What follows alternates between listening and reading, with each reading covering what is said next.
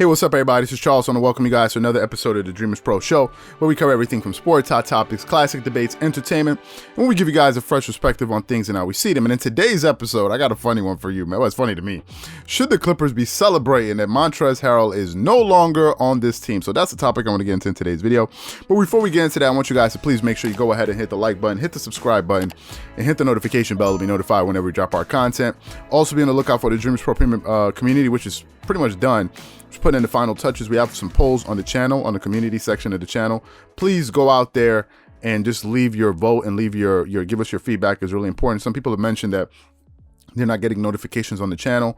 If that's the case, we have no control over that. That's YouTube doing its thing. So once in a while, just check on the channel and see if we upload any videos. If you don't get any notifications, just check periodically if you have time. Anyway, let me get into the content here, man, because I got a pretty interesting topic for you guys. Now, I know some people don't like it when I bring up Montrezl Harrell. I know.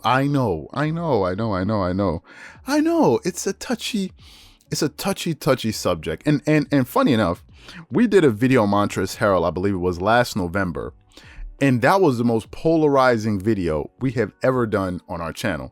That video, I mean, probably got like 25,000 views by now. And it had something like 1,000 likes, like not likes, but 500 people liked that video and 500 people disliked that. But we've never had a video that polarizing before, which means that it's a pretty touchy subject for some people. But I was thinking last night, and the idea came to me, so I said, "Hey, why don't I give it a shot?" Now I'm sure I'm going to piss some people off, but that's life, right? You can't make everybody happy. Every time I look at the Clippers, and I see how together they are. I see the amount of the chemistry that they have, how happy they are. Last night when I forgot one of the younger players hit a three, you saw them kumbaya and dancing. And funny enough, ESPN, I checked on ESPN. If you guys are on Instagram, go check on ESPN. They did a comparison showing the Clippers players celebrating for that young guy hitting the three. And you saw Kawhi Leonard sitting on the bench. Kawhi, he's just sitting on the bench. You know how Kawhi is mannerisms. He'd be like this, and you're just looking at them. It's like you didn't get why they're smiling. And if you swipe over, you saw when Kobe was with the Lakers, the late and great Kobe, my favorite player of all time. The Lakers were celebrating something, like jumping up and down, and you saw Kobe in the back, like he was just giving that scowl. So they did that comparison. I thought that was pretty funny. But if you see how if you just see the chemistry that this team has, the balance that they have on offense and defense, right? The balance, the size. You inevitably think about Montrezl Harrell. He just comes to my mind, right? Now, a lot of people said that when Montrezl Harrell left the team was going to lose a lot of their depth. Right, and they had one of the highest scoring benches, if not the number one highest scoring bench in the NBA last season. I know Montrezl Harrell and Lou Williams were combining for like 36 points coming off the bench just between the two of them. Because remember, Montrezl Harrell averaged like 18.5 points per game last year. If I go and pull up his numbers here, I should have it. Montrezl Harrell, I should have his numbers here. I think I had it saved.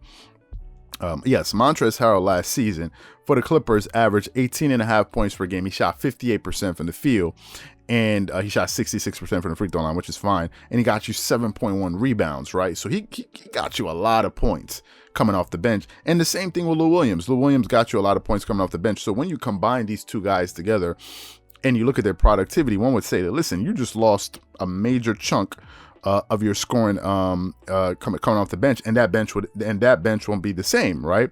And a lot of people said that there's just not going to be as deep as they are. How can they be when you lost an NBA sixth man of the year coming off the bench, coming off the bench. But now, going into this season and looking how things are working, and look at the situation with the Lakers, I think the Lakers are actually I think some Lakers, maybe not all, but some Laker fans are beginning to probably wish, like, man, listen, we could have got somebody else, right? Because listen, the one thing that the Lakers lost was size. The Lakers lost a lot of size, right? They lost Dwight Howard. They lost JaVale McGee. Anthony Davis has been out. These are major. The Lakers were big. And if you look at LeBron is about 6'9". The Lakers are a big team, or were a very big team. They were the biggest team in the playoffs last year. If you're just looking at size and length and athleticism, it was crazy. They had a lot of great defensive players, athletic players. If you look at Dwight Howard, JaVale McGee, Anthony Davis, and LeBron, that's a lot of size and length and defense and versatility. And they don't have that same size that they had. Now, if you look at Montrezl Harrell's numbers for the Lakers this year, just to juxtapose the production, he's scoring 13.8 points per game. So his scoring is almost about 5 points lower this year. His field goal percentage is 64%. So he's making the most of his field goal attempts because he's attempting less shots. Last season, he was averaging 13 shots a game. This year, he's averaging 8.7. Free throw shooting percentage, though, is much higher. He's about 10 percentage points higher, which is, kudos to him. He's getting you one less rebound per game, virtually the same amount of assists. But last year he was getting you 1.1 blocks for the Clippers. This year he's not getting you a block. He's not getting you a block per game. So Montrezl Harrell is not playing to the same level that he played for the Clippers last year, and that's probably because he's being utilized differently on the Lakers. I don't really watch too many Lakers games. I know he does come out there. He does get his run. Sometimes he does score over 20 points. I think the last game he played, I think he scored 20 points or so, but he's not giving them the same productivity that they had last year. And with the disappointment in Marc Gasol, who's just not who he used to be, or at least who he was 2 years ago when he was with the Toronto Raptors when they had their run to the NBA championship. I think the Lakers are probably going to look to make some moves and probably add some size or something to their bench. So listen, their bench was more potent offensively last season because of those two guys, Lou Williams and Montrezl Harrell. But this year, the bench is more versatile and is much more balanced. If you look at the productivity coming off the bench this year, because look, you have Luke Kennard, who, in my opinion, is an upgrade from Landry Shamet. Now, some people say, Luke Kennard has been in a hit or miss, but Landry Shamet was really miss. Luke Kennard, every time I saw him, I think he was always missing shots. You have Lou Williams, who started off slow, beginning to pick it up. Now he's averaging about 12 points per game. You have Marcus Morris Sr., coming off the bench for the Clippers, and he's averaging, 13 points per game, getting you 3.9 rebounds and 1 assist per game, right? The guy, he's just doing his thing. He's shooting 45% from the field. He's shooting 49.2% from the three.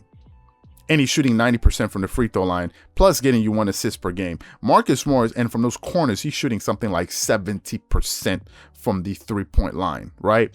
Now, some people may say, but Marcus Morris was on the team last year. Yes, he was. However, now he's on the bench, right? So that productivity is now credited to the bench, right? He comes off of the bench, and sometimes he finishes games and sometimes he doesn't, right? So they have him coming off the bench this year. You have Reggie Jackson, who's also a solid backup. He's a backup point guard that can score. He's averaging 8.4 points per game, getting you 2.6 rebounds, 3.1 assists. Again, he's shooting close to 37% from the 3-point line as well. So you have Reggie Jackson doing his thing, and then of course you have Ivica Zubac, who's also getting you 8.4 points per game, 6.8 rebounds. So the Clippers have a very, very, very balanced attack coming off the bench this year.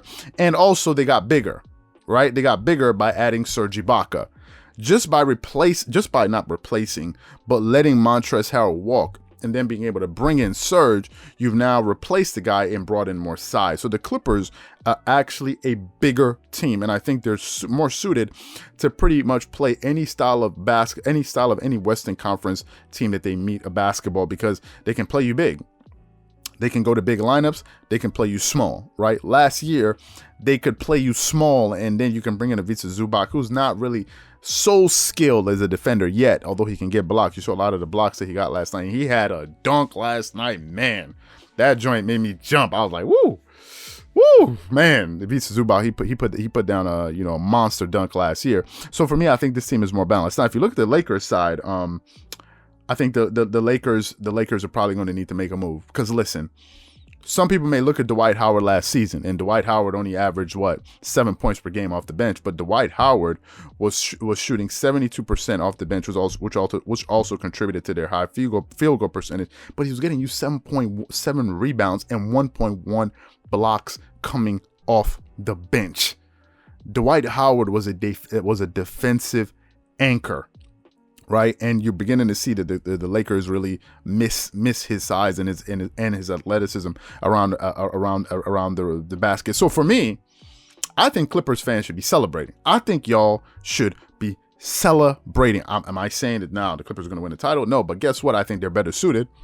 They're better suited because y'all should be celebrating that y'all let Montrezl Harrell walk and y'all replaced him with more size because, man, you know, he can score, but at certain times it's not just about scoring. And I think the Lakers now are probably going to need to make another move because, yes, he's scoring, but they need more defense and more size at the rim. So for me, what I want to know from you guys is, do you think that the Clippers should be celebrating that Montrezl Harrell is no longer on the team, or do you think that, listen, stop talking about Montrezl Harrell? Whatever you guys think, please leave your thoughts and comments in the comment section below. Again, if you enjoyed the video, be sure to make sure you go ahead and hit the like button, hit the subscribe button, and hit the notification bell to be notified whenever we drop our content. Again, if you enjoyed this video, be sure to make sure you check out the next video that we have coming up on the channel. Once again, this is Charles here from Dreamerspro.